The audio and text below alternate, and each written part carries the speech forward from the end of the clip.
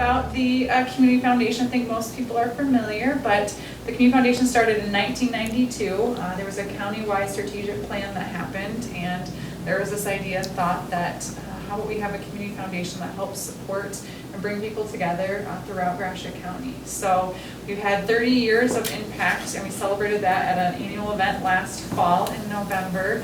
And there's been over $7 million that's been granted and through scholarships and grants and different programs in Gratiot County over those 30 years. So again, something we're really, really proud of and would not be possible with so many generous donors, many of you in this room that help us continue to do all the great work we're doing. So we thank you for that. So I want to just provide a little overview from the past year from the foundation. So we're currently granting and providing scholarships in more than $600,000 each year.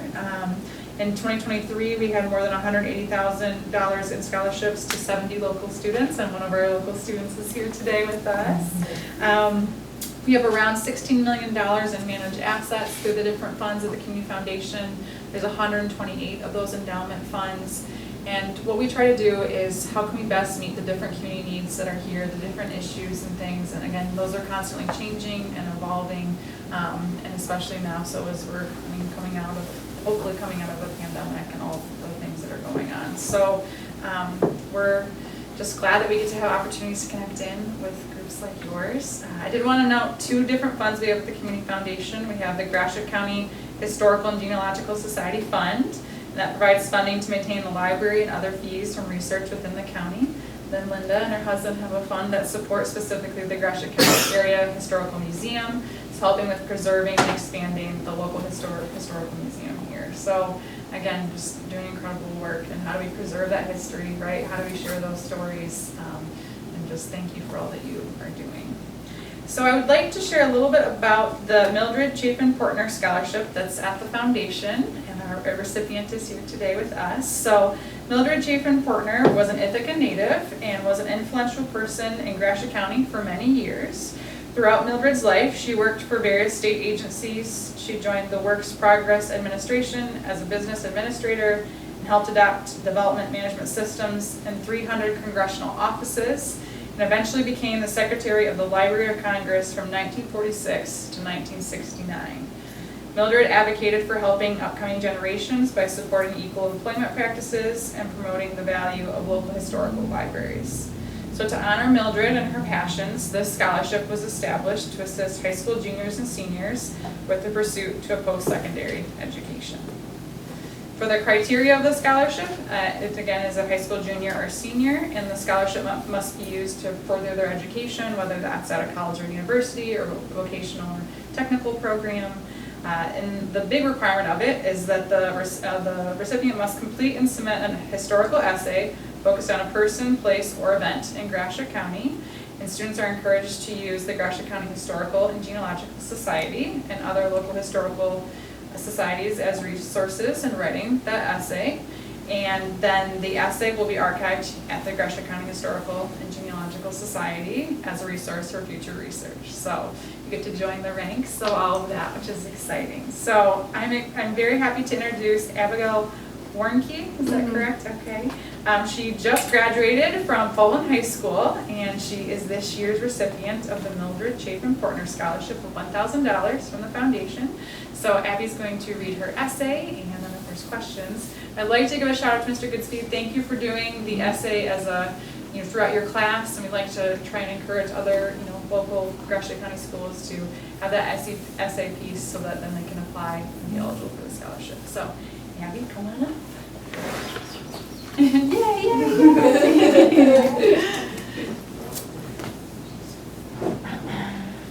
So my name's Abigail Warnke. I'm attending the Michigan Community College this year.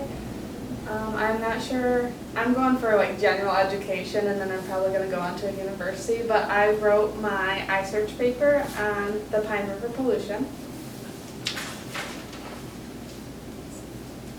Over 45 years ago, the Velsicol Chemical Plant ended its operations in St. Louis, Michigan, but the corruption of the plant is still affecting the town today. The company produced chemicals for road dust control, as well as PBB, a fire retardant, and DDT, an agricultural insecticide. Complaints started as early as 1941 when possible health problems arose from the plant, eventually leading to the ban of DDT. The chemical plant was located on the banks of the river, which has now become one of the largest Superfund sites in Michigan. The pollution of the Pine River by the chemical plant has caused various underlying health problems in both humans and the environment. Before writing this iSearch paper, I knew very little about the Pine River along with its contamination. All of my life, I've been told that the people are not allowed to swim in it or fish in it. As a child asking why, adults would just say that it's bad for you or that it's poisoned. As I got older, I started to hear more conversations about underlying health problems like various types of cancer in the chemical plant, but I never learned the whole story. By the end of my iSearch journey, I hope to be able to fill the gaps of the story that I have only been told pieces of. I have many questions I would still like answered. For example, are the various cancer cases directly linked to the specific chemical that the plant produced?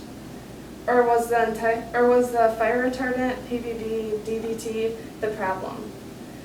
How is all this contributing to the effects the town is still feeling today?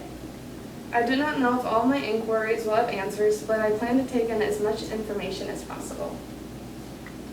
Before digging deeper into the pollution of the river, I needed to know more about the causation. After looking to the internet, I found plenty of information about the chemical company. In 1973, the chemical plant made the mistake of shipping PBB instead of a cattle supplement, causing one of the biggest chemical poisoning in the nation. Over 9 million people in the state of Michigan ingested PBB through milk, eggs, butter, and other animal-produced products. Due to this incident, the chemical company was shut down and buried beneath the dirt, behind a chain-link fence. The chemicals from the ground continued to seep into the Pine River, adding to previous damages. After learning about the chemical plant, I decided to look into the effects on wildlife as well as the human life. While the chemical plant was producing PBB, chemical dust clouds were released into the air around St. Louis, Michigan. The chemicals from this dust were so strong that they ate through the paint of the cars as well as metal window screens of houses. Throughout the years, various residents of the small town complained about health problems such as cancer, neurological diseases, and several other health problems. An 11-question survey was taken by 520 people in St. Louis. The survey asked various questions about their health, along with questions about various cancers.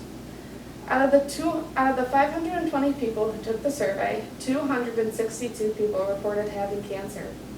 Out of the 50.4% with cancer, 20% of people had breast cancer, 10% lung cancer, and 5% brain cancer.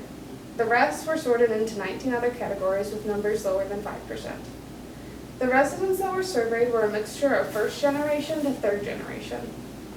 As chemical dust was being released into the air, froth was lapping at the banks of the river, followed by dead fish. The town of St. Louis is experiencing rising levels of DDT in fish, birds, and other wildlife located near the banks.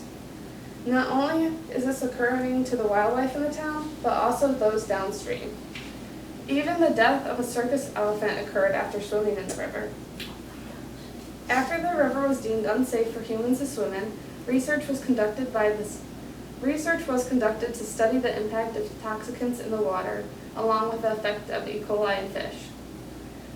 Fish, however, were not the only animals dying throughout the town. Many residents claimed that birds were dropping all over the place, including yards as well as athletic arenas. The birds that would die had incredibly high amounts of DDT within them. Originally, I was going to explore the effects of the Pine River